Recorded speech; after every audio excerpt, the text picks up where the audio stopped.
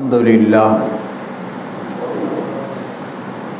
அல்லாஹ்வின் மிக பெரும் கிருபையினால் 20வது தின தராவீஹ் தொழுகையை நாம் முடித்துவிட்டு அமர்ந்திருக்கிறோம்.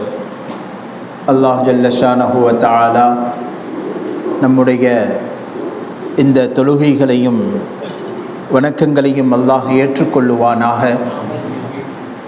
பிந்திய 2வது பத்தினுடைய முடிவில் நாம் அமர்ந்திருக்கிறோம்.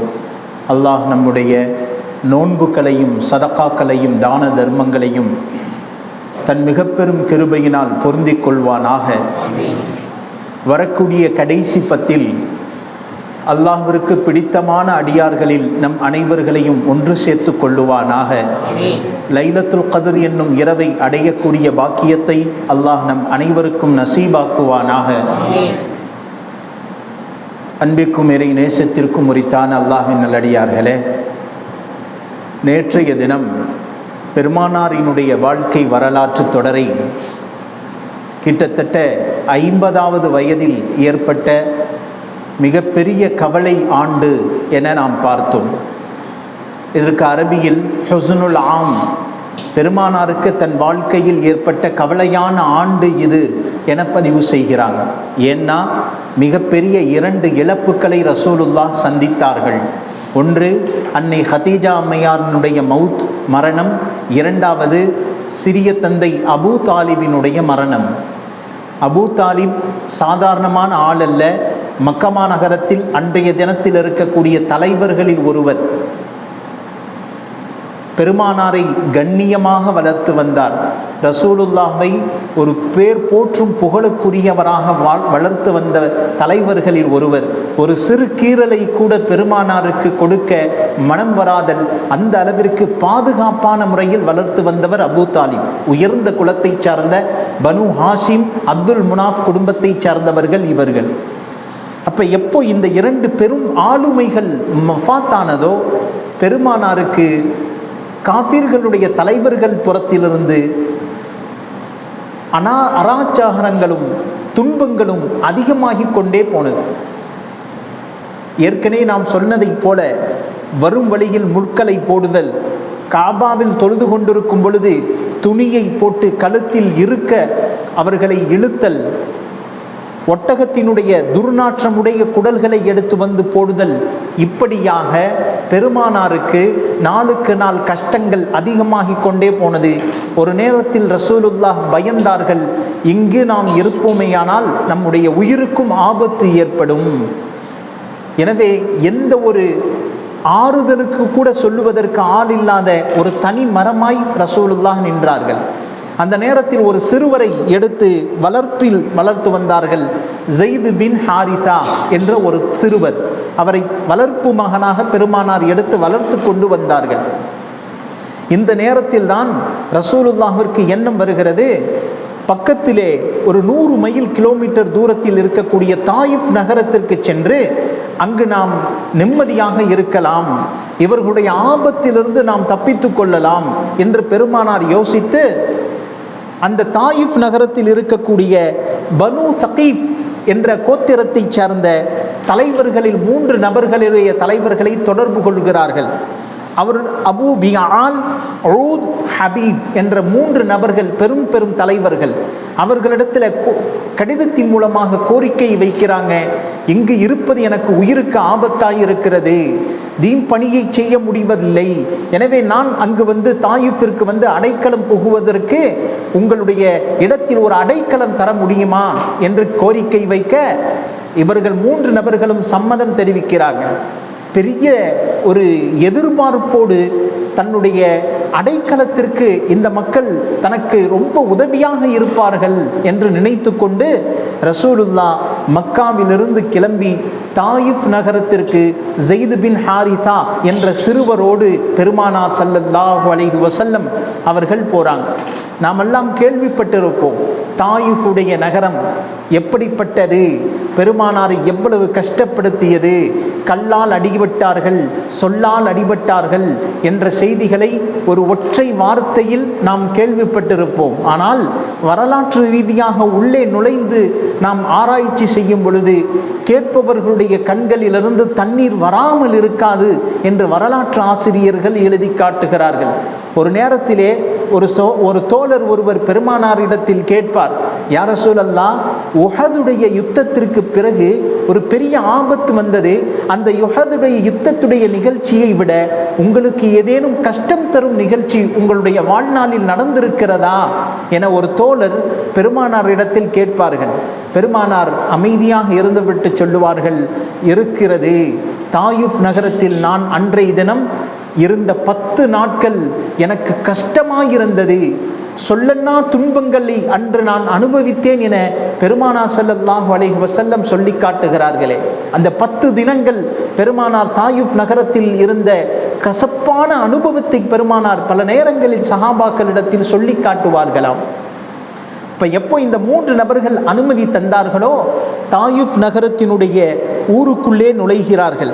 அந்த இடத்துல முதல் கட்டமாக ஹாலித் பின் ஜெய்ஷ் என்ற சிறு பையன், அவன் அறிவிக்கக்கூடிய ரிவாயத்துக்களையும் நாம் பார்க்கிறோம். பெருமானார் மஷ்ரக்கி சகீஃப் என்ற கடை வீதியில் உள்ளே நுழைகிறார்கள். அந்த கடை வீதியில் இருந்து கொண்டு சில மனிதர்களுக்கு அல்லாஹ்வின் பக்கம் அழைப்பை கொடுக்கிறார்கள். கொடுக்கும் பொழுது இந்த சிறுவன் பக்கத்தில் இருக்கிறான். பெருமானார் சொல்லக்கூடிய வார்த்தைகளை கேட்கிறான். ரசூலுல்லாஹ் சூரத்து தாரிக் ஓதி காட்டுகிறார்கள். வஸ்ஸமாஇ வத்தாரிக் வமா அதராக மத்தாரிக் அந்நஜ்மு ஸாகிப் என்று சொல்லக்கூடிய வசனங்களை எல்லாம் ஓத கேட்பவர்கள் முகம் சுளிக்க ஆரம்பிக்கிறார்கள். இப்பொழுதுதான் பெருமானாரின் மீது அராஜகங்கள் அதிகமாகிறது. பெருமானாரை சில நபர்கள் சொல்லால் அடித்தார்கள், சில வார்த்தைகளை பயன்படுத்தினார்கள். கேட்கிறார் ஒருவர், உங்க அல்லாவுக்கு உன்னை தவிர நபியாக அனுப்புவதற்கு வேற ஆள் கிடைக்கலையான்னு கேட்டார். இன்னொருவர் கேட்டார், நல்ல வேலை எங்கள் தந்தை முன்னாடியே மூத்தாயிட்டார், இல்லை என்றால் இது போன்ற கட்டுக்கதைகளை எல்லாம் நான் என்னுடைய தந்தை கேட்டு கஷ்டப்பட்டிருப்பார் என்று சொல்லால் அடித்தார்கள். நாளுக்கு நாள் பெருமானார் இருக்கும் பொழுது அராஜகங்கள் அதிகமாகிறது.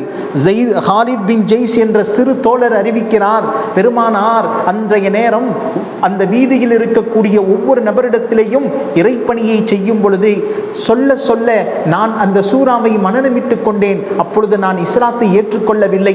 இஸ்லாத்தை ஏற்றுக்கொள்ளாமலேயே குஃப்ருடைய நிலைமையில் அந்த சூரா எனக்கு மனனமாய் போனது.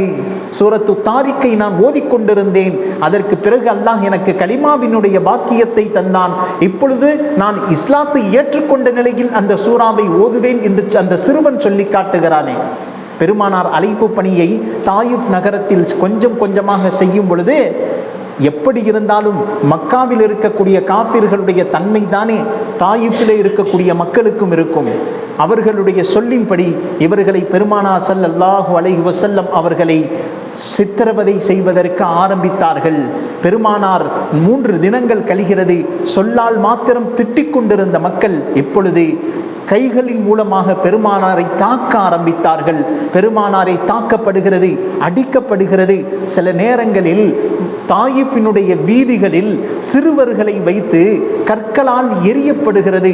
ஓடுகிறார்கள். பெருமானார் ஸல்லல்லாஹு அலைஹி வஸல்லம் அவர்கள் ஓடிக்கொண்டே இருக்கிறார்கள். கிட்டத்தட்ட 10 நாட்களுடைய ஒரு நிலைமைக்கு வந்த பிறகு சிறுவர்களின் மூலமாக ரசூலுல்லாஹ்வை கல்லால் எரியப்படுகிறது. தாயிஃபுடைய வீதிகளில் ஈருலக தலைவர் ஓடிக்கொண்டிருக்கிறார். எதற்காக வேண்டி வந்தார்?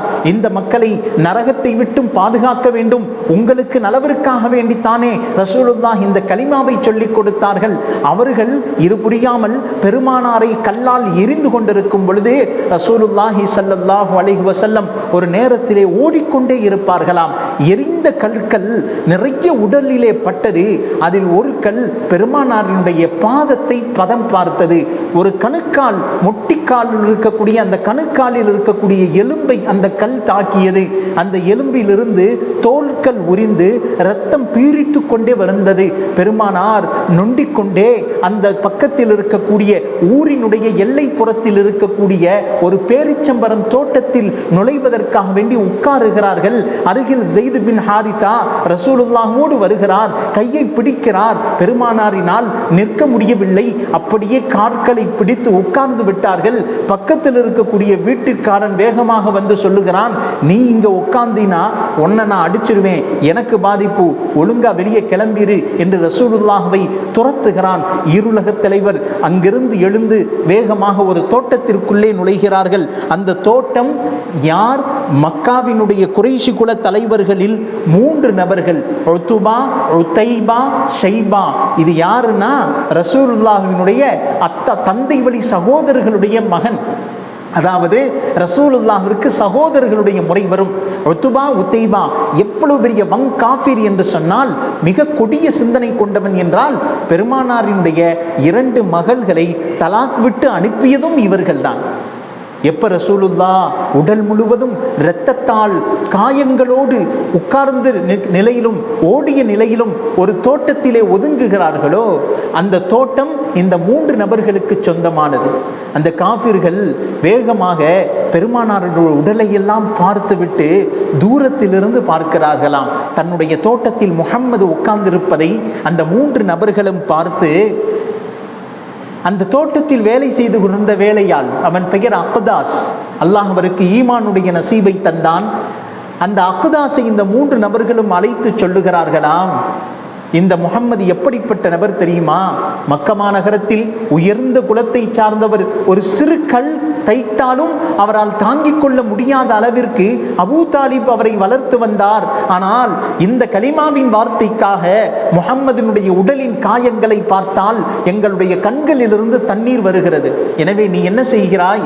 ஒரு பேரிச்சம்பழ மர கொப்பை பீத்து கொண்டு நீனா கொடுப்பதை போல முஹம்மதிற்கு பழத்தை கொடு, அவர் உடல் தேறி கொள்ளட்டும், நாங்க சொன்னதாக சொல்லாதே என்று ஒரு காஃபிரின் மனம் இழக ஆரம்பித்தது.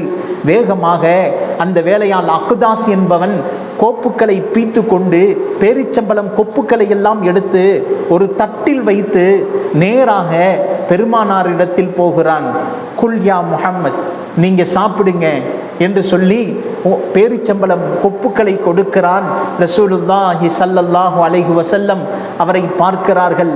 பார்த்துவிட்டு ஒரு பேரிச்சம்பளத்தை எடுத்து பீத்து வாயில் வைக்கிறார்கள். வைப்பதற்கு முன்பு பிஸ்மில்லா என்ற வார்த்தையை சொல்லுறாங்க. அவன் சொன்னான், நில்லுங்க நில்லுங்க, என்ன பிஸ்மில்லான்னு சொல்றீங்க? மறுபடியும் அந்த வார்த்தையை எனக்கு சொல்லுங்கள் என்று சொல்ல, பிஸ்மில்லா என்று சொல்லி அந்த பெருமானார் அந்த வாயில் வார்த்தை பழத்தை வைக்கும் பொழுது அவன் கேட்கிறான், ஹாதி வல்லாஹி இன்ன ஹாதல் கலாம் மா யகூலு அப்துன் ஃபில் பிலாத். இந்த வார்த்தை இருக்கிற நீங்க சொன்ன இந்த பிஸ்மில்லா இந்த ஊர்ல யாரும் இப்படி சொல்ல மாட்டார்கள். எங்களுடைய ஊர்ல தானே இந்த வார்த்தையை சொல்லுவார்கள், உங்களுக்கு எப்படி இந்த வார்த்தை தெரியும் என்று சொல்ல, பெருமானார் சொன்னாங்க, நாங்கள் இந்த மாதிரி வார்த்தையை தானே நாங்கள் பயன்படுத்துவோம் என்று சொல்லிவிட்டு பெருமானார் ஸல்லல்லாஹு அலைஹி வஸல்லம் அவர்கள் மின் ஐ கபீலா அவனிடத்தில் கேட்கிறாங்க, நீங்க எந்த ஊரை சார்ந்தவர் என்று கேட்கும் பொழுது அவன் சொல்லுகிறான், நான் நைனூனாவை சார்ந்தவன். நைனூனாவா?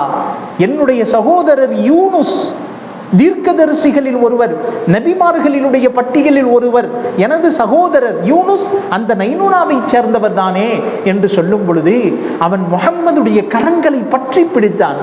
பற்றி பிடித்து கொண்டு கேட்கிறான், யூனுஸ் நபியை உங்களுக்கு தெரியுமா என்று கேட்கும் பொழுது பெருமான் ஸல்லல்லாஹு அலைஹி வஸல்லம் அவர்கள் சொன்னாங்க, ஆம், யூனுஸை எனக்கு தெரியும், அல்லாஹ் எனக்கு அறிவித்து கொடுத்திருக்கிறான்.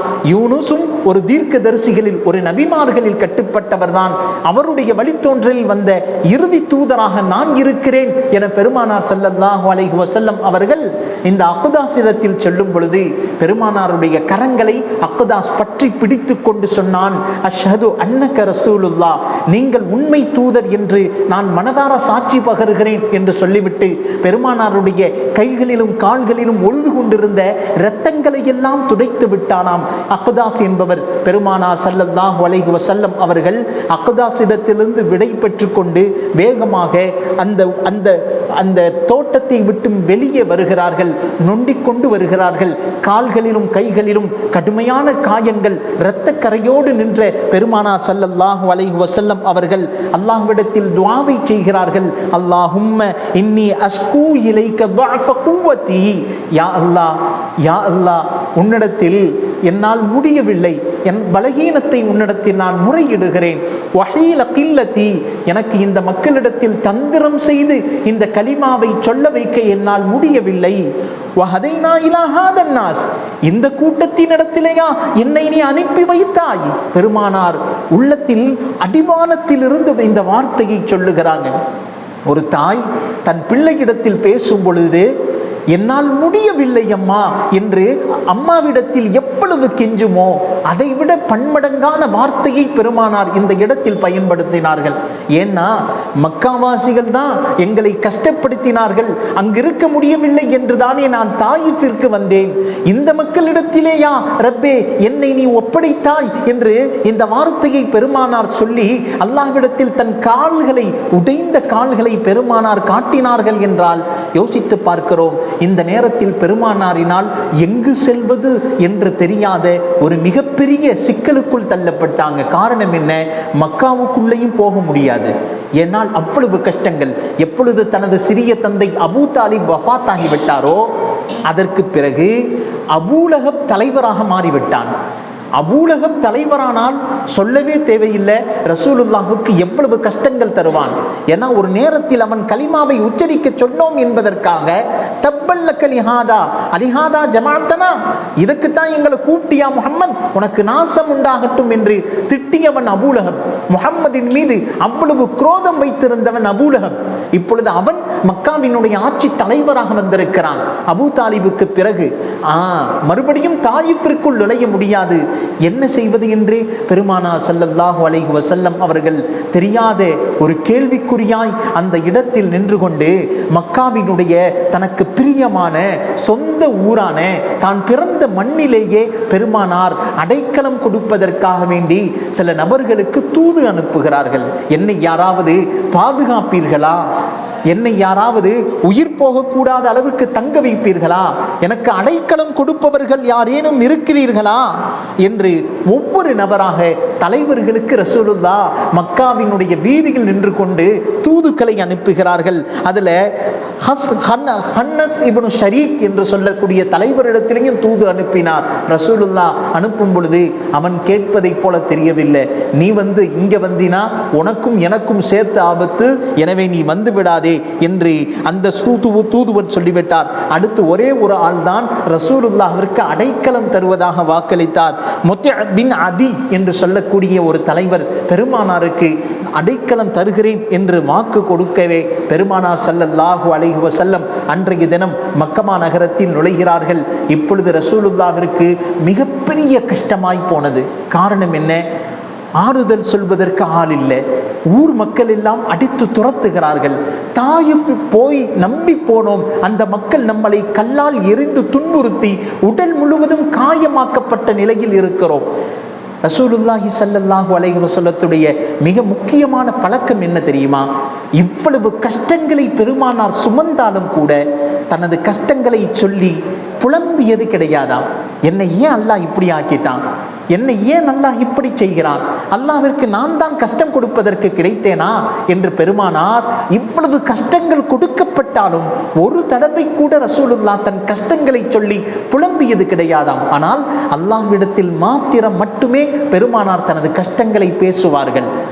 இதிலிருந்து நாம் படிப்பினை இருக்க வேண்டும். வாழ்க்கையில் கஷ்டங்கள் ஏற்படும், உண்மைதான். ஆனால் அந்த கஷ்டங்களை மக்களிடத்தில் புலம்பக்கூடியவராக நாம் இருக்கக்கூடாது. அல்லாஹ் சொல்லுகிறான், உங்களுடைய பிடவி நரம்பை விட நெருக்கத்தில் நான் இருக்கிறேன், நீங்கள் என்னிடத்தில் கேளுங்கள், நான் தருகிறேன் என்று அல்லாஹ் சொல்லுகிறானே. அதை விடுத்து நாம் மக்களிடத்தில் கஷ்டங்களை சொல்லும் பொழுது ஒன்று அவன் நம்முடைய கஷ்டங்களை நினைத்து கிண்டல் செய்வான், அல்லது இன்னும் நம்முடைய கஷ்டங்களை அதிகமாகத்தான் ஆக்குவானே தவிர நம்முடைய கஷ்டங்களை அவன் போக்க மாட்டான். எனவே அல்லாஹ்விடத்தில் ரசூலுல்லாஹ் முறையிட்டார்கள். அல்லாஹ் ஒதுங்கும் தலத்தை ஏற்படுத்தினான். இந்த நேரத்தில் பெருமானார் உள்ளம் உடைந்த நிலையில் தனது சொந்த ஊரிலே ஒரு ஆளுடைய துணையோடு பெருமானார் ஒரு இடத்தில் தங்கி இருக்கிறார்கள். இந்த நேரத்தில் தான் அல்லாஹ் ரசூலுல்லாஹ்விற்கு ஆறுதல் தரும் முகமாக தனது விண்ணுலக பயணத்திற்கு அல்லாஹ் வாய்ப்பை கொடுத்தான். ரசூலே, நீங்க கவலைப்படாதீங்க, நேரடியாக இவ்வளவு கஷ்டங்களை நீங்கள் தாங்கிக் கொண்டிருக்கிறீர்கள். உங்களுடைய நபித்துவ நுபுவத்தை பாதுகாப்பதற்காக, நபித்துவத்தை எத்தி வைப்பதற்காக கல்லாலும் அடிபடுகிறீர்கள், சொல்லாலும் அடிபடுகிறீர்கள், தன் சொந்த நாட்டை விட்டும் துரத்தப்பட்டீர்கள். இன்றைக்கு உங்களுடைய சொந்த இடத்தில் அகதியாய் நீங்கள் வந்து நிற்கிறீர்களே, நீங்கள் கவலைப்படாதீர்கள், வாருங்கள் விண்ணுலகத்திற்கு என்று அல்லாஹ் ஜல்ல ஷானஹு வ தஆலா இந்த நேரத்தில் தான் 50வது வயதில் தான் பெருமானாரை விண்ணுலகத்திற்கு அழைத்து சென்றான். விண்ணுலகத்திற்கு அழைத்து சென்ற பிறகு என்னென்ன நிகழ்வுகள் நிகழ்ந்தது, அல்லாஹ்வை எப்படி ரசூலுல்லாஹ் நேரடியாக பார்த்தார்கள், தன்னுடைய கவலைகளை எல்லாம் ரசூலுல்லாஹ் எப்படி மறந்தார்கள், அதற்கு அடுத்து என்னென்ன விஷயங்கள் எல்லாம் நடந்தது என்பதை இன்ஷா அல்லாஹ் நாளை பார்ப்போம். அல்லாஹ் ஜல்ல ஷானஹு வ தஆலா எதை சொன்னோமோ, எதை கேட்டோமோ அதன்படி அமல் செய்வதற்கு நம் அனைவருக்கும் அல்லாஹ்